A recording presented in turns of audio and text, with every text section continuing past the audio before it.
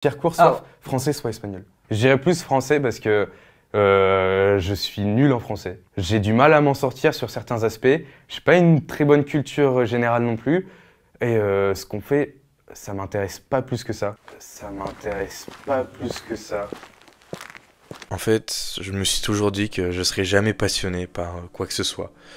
Un jour en terminale, je me suis assis avec ma meilleure pote, pas loin du lycée, et on a une conversation sur les passions et les gens passionnés.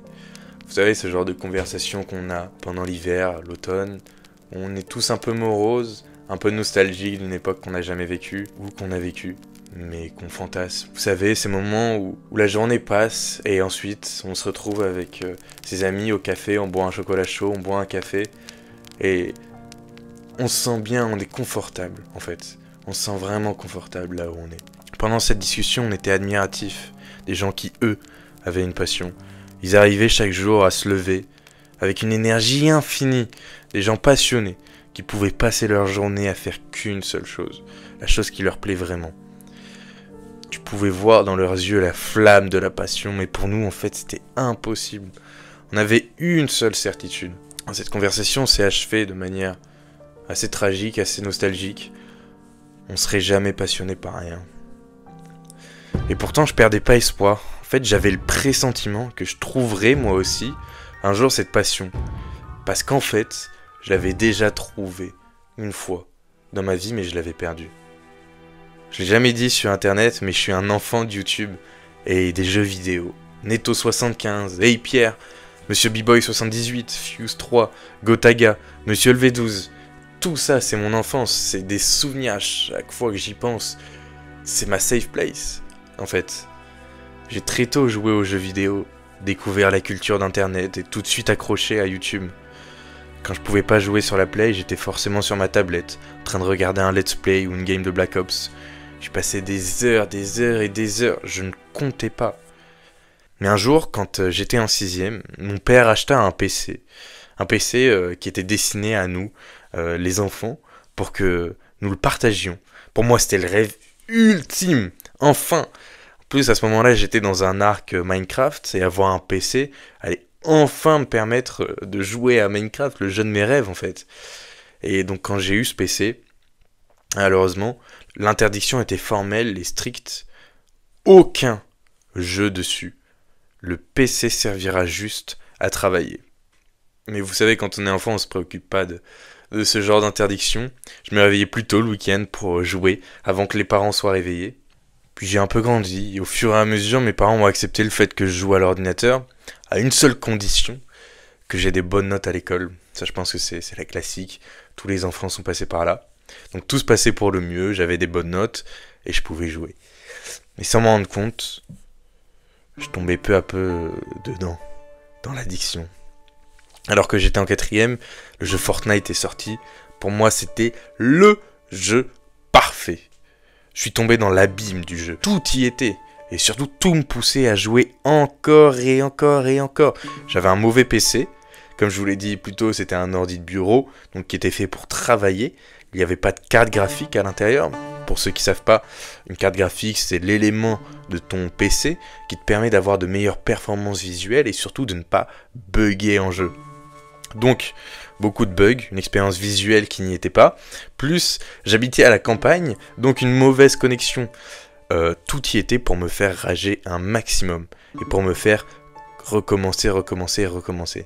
Donc je jouais toute la soirée sans faire mes devoirs, puis je mettais un réveil entre 3 et 4 heures du matin, pour avoir au moins 2 bonnes heures de jeu devant moi, et je me laissais une marge d'1 heure pour faire mes devoirs ensuite. Je pense que vous voyez le délire. Je vous avais prévenu, j'étais un vrai matrixé. Et surtout, en fait, j'étais en 4ème.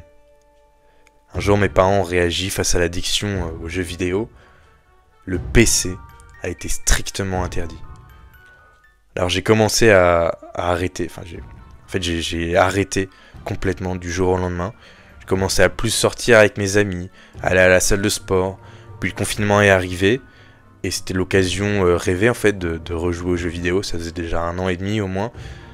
Mais j'en avais plus l'envie. Les jeux vidéo n'avaient plus la même saveur. Je m'ennuyais dessus. J'ai tout arrêté entre la seconde et la classe de première. À partir de ce moment, je m'ennuyais un peu dans tout. Je me trouvais, comme je vous l'ai dit au début, sans passion. Dans cette phase de doute, où je me demandais si un jour, j'aurais de nouveau une passion. Après mon bac, je savais que je me dirigerais vers la classe préparatoire aux grandes écoles de commerce, parce que j'espérais y trouver une nouvelle passion. Je pensais qu'en étant concentré au maximum dans ce que je ferais, je trouverais enfin ma passion. Mais j'étais loin d'imaginer que ça serait pas le cas. Quand je suis enfin entré en prépa, je travaillais beaucoup dès le début, mais c'était pas de l'amusement. À chaque fois que je passais un examen, j'avais ce truc en tête, j'avais ce truc dans le ventre qui me faisait comprendre que c'était désagréable, que j'étais pas vraiment à ma place ici.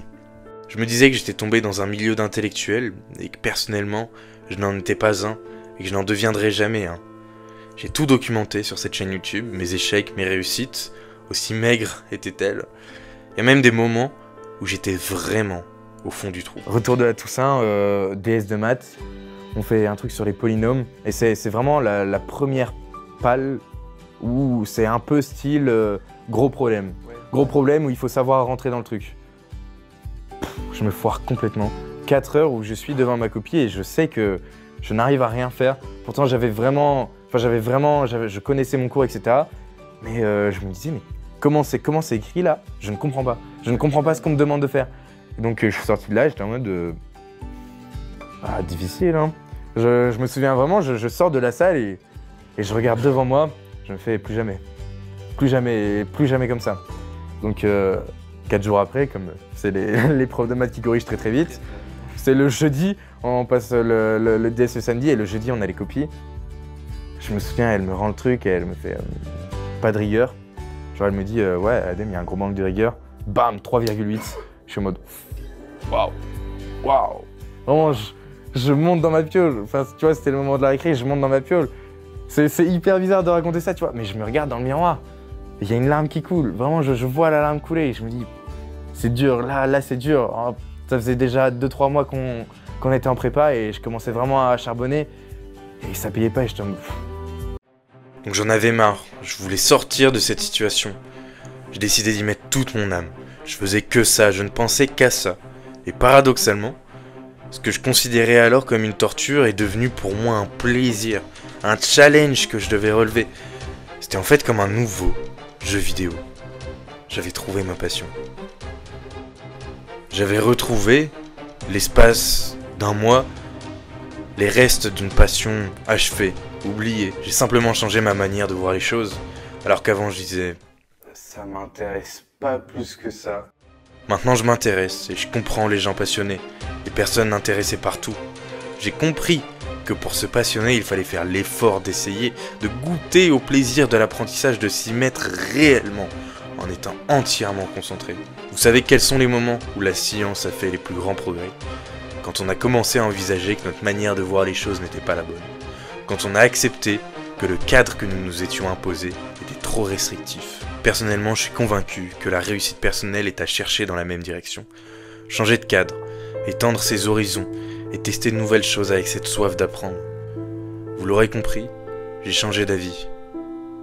J'ai trouvé ma passion dans la vie. J'y mets toute mon âme.